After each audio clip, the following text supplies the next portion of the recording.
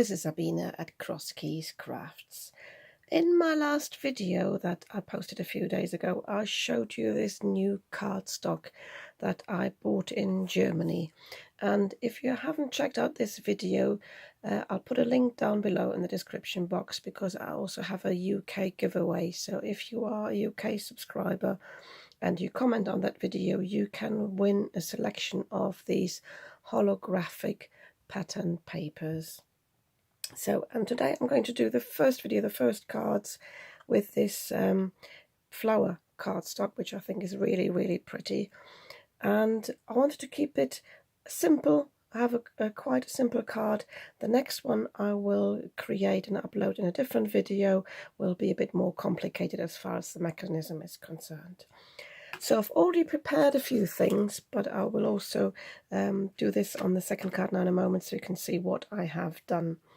I have used this floral embossing folder from Textures by Luke Collins that I purchased from Craft Stash a few weeks ago. When I got these papers, I had already ordered this, and I thought this would go really nicely with the sort of style of this paper, because it's both like folklore flowers and some look very similar. So my immediate thought was to use this, and I found a cardstock in my stash that has got a very similar blue in the background. So that's my first suggestion, because obviously this cardstock is quite bold with all the shimmer of it. So you want something, unless you want to go OTT, you want something that sort of tames it down a little bit. And I thought, if I have the cardstock that goes with the background color here, then that tames it down a bit, rather than having like a white cardstock or a different color here. So what I've done is I've misted it with my water. This cardstock is actually quite thin paper, and I've put it through the embossing folder, and I actually decided to use the debossed side. Let me show you this. I thought this was actually nicer than having the embossed side, because the embossed side, again, I find is quite bold, and I thought the debossed side would actually again tame this down a bit, make this a bit calmer, because it is quite busy all over. So all I did with that was I cut the piece to size. I'm going to do this now. I just cut it in half, because this is a symmetrical pattern. So I just cut this in half, put some sellotape on the back, and then I cut this to size to fit my 6x6. Well, it's actually my shopboard cardstock is a bit smaller, so I think it's 5 by 3/4. 5 by 3/4, so 5 3/4 by 5 3/4. So I'm going to do this with this one as well, because I want to have a twofer, so basically get 2 for 1. So I've got the other half from that sheet, and I'm going to trim this middle bit off where we had this stalk, and I'll just use my little guillotine for that. Just there. And I find it best to have a guillotine or a trimmer rather than having scissors, so you know you've got a straight line, and then you know that this will align perfectly. So all I did was put this together like this on the back, and then just use my tape to just keep this in place. And then you don't need to mess about this when you put it down on your cardstock. So, and now, because obviously I've got some overlap here, this is not even cut down nicely, I will now cut this to size, but do this off camera.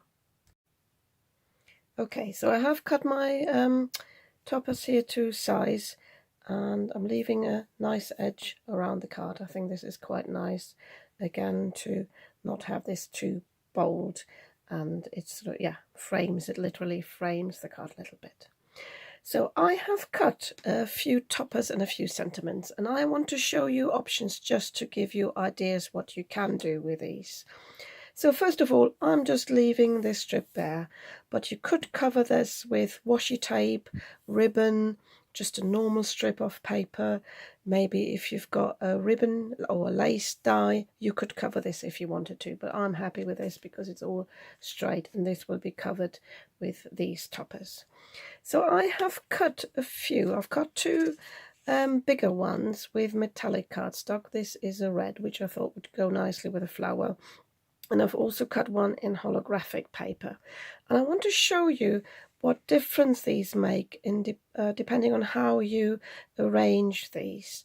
So my original thought was to use this one with a smaller white circle, and I think this is actually quite nice, and again it calms the whole thing a bit down. And then I thought, oh, I just use this metallic cardstock, the red metallic cardstock, and I thought I use this with a white one. But if you have a look at this now, apart from the fact that it's actually almost a bit too big, I find this is a bit too harsh, and it completely draws the focus onto this here, rather than, let me just zoom in a little bit so you know what I'm talking about, rather than concentrating on the background, which I don't want to lose completely because it is lovely cardstock. So I would not go for that. But I've also cut some orange cardstock, which I thought would go nicely with these colors here. So if I combined this with a flower, this would not be too harsh. I'll have to zoom out again. And this would actually work. So I think I stick with these two combinations, have the white with this and the red with the orange. And then I have cut some sentiments. Obviously you could just stamp on these if you wanted to. Decided against the stamping because I love die cutting, and I've just purchased these sentiment dies from Textures. Let me just find the packaging, just put it away, bear with me. So it's this set here. Let me zoom out again, let me move my camera up. So it says Textures by Lou Collins, and they're called Brush Strokes Brushed Art Sentiment Die Sets. And I think this is really versatile if you haven't got anything like that yet. I bought this, and I think I showed you that actually in a haul, because I wanted a swirly hello. But today I'm using the Celebrate and the Thank You. So, and I have cut these, and again I want to show you different options. I have cut the Thank You in black and white, and I've cut the Celebrate in white, and this is like a matte metallic grey cardstock. And depending on how you arrange these, I wanted to have sort of a bit of a shadow effect. So you can either put the black on top of the white, or you can put the white on top of the black, and it gives you a completely different look.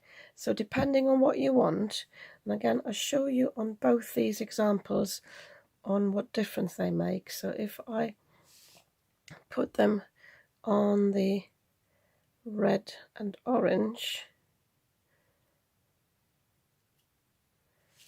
so it's not perfect obviously, you can see this sort of, I find the black blends in a bit with the red because it's rather dark, whereas the white on the black really pops. And if I had that on the holographic and white, obviously the white in the background would disappear completely, so there's no point in having that. Whereas if you got the black in the background, you could still make it out, but that one's not perfect. So I probably would have this one and this one, but I have a think in a moment which one I prefer. And then I would have the grey one on here, and you could either have this one here, but because it's a bit longer, I think it makes sense to have the white in the background. So although the white disappears on the white background, it will still show on the side, and I think I like this look. So I think I'll go with this one here, and as I said, one of these arrangements with this one. I'm going to do this off screen now, but this is just to give you an idea what you can do with these papers and how you can decorate the cards. There are so many options. So yeah, I'll show you my finished cards in a moment. So I was just assembling the sentiments, and I thought I'd better show you this just in case you've never used double sentiments for shadows.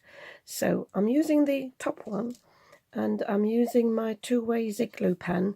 I find this is the nicest and least messy for sentiments like this. So I'm just dabbing this all over, and I'm making sure I've got little dots on all these end bits so that they don't come off.